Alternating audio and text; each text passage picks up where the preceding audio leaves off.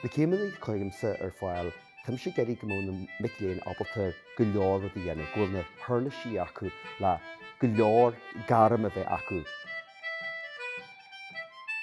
Tá sé Brendan de Gálaí agus tá muid seo an dá rince Chruinne, ceol agus dás an seo an Ollscoil Luimnigh. Tá sé in sa nóscoil seo bitir blianis, bhí mé mór thar neamh blea profisiúnta feidh tríthe bliain agus tá má postan seo agus sé ar airtal chéim i bia in sa dás Gaeilge agus in in sa dás Gaeilge fásta. Thugla bhreid go mar gurcaní an cleachtas dás Gaeilge ar fád. Sma sé Conor Caldwell is lector ceil mé an seo san acadamh an Ollscoil Luimnigh. Bhí coidhór daoine sa mbliain seo mar mícheola súil ar dús agus Mel Mercier far mór le ráfa ceol as an Indonesia agus gamlan agus bóran fásta. Tá an seo, tá daoine as an dain ceol tradiisiúnta an seo ag múnú. Ceol tradiisiúnta agus an stór an ceol tradiisiúnta, an stór na thurlaisí tradiisiúnta, agus ceol eile, ceol an dain, ceol popular, ceol like Western art music, rudí mar sin.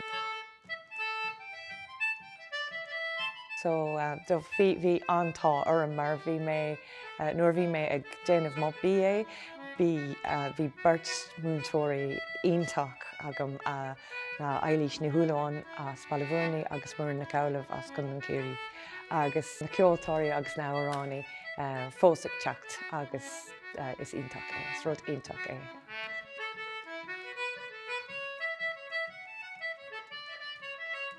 Seanim le Tommy Fitzharris is mo teagas scóir don concertín sa chóirsa seo agus tá rangana leis agam gachlaachtain agus tá rangana piano agam don áisina cíntach an seo. Chur na fearn rá tá tiongar speisialta ar Tommy domsa mar chach mé lán ama dó thug sé gach sais ceir domsa nó sa cheol nó sa saol.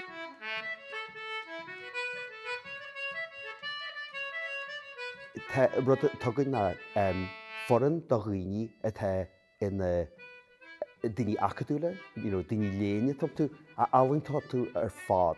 Is an foran ionta le henta mit chéanana tá ráirtal na cuasaí agus sin tá idí tá muinteoirí tá mantarí teartastá a tá mór le rá.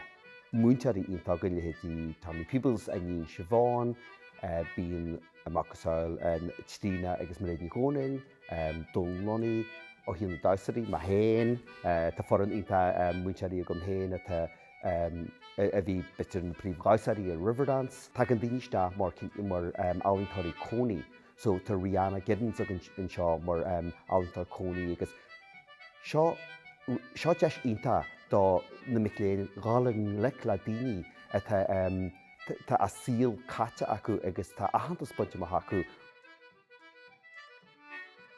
Tá fuair an óg a gin an seo fásta, so tá muid ag trú go mór leis an tócaí agus na athrutha atá roithín, so is jazz bheith ag staidir agus bheith gobar.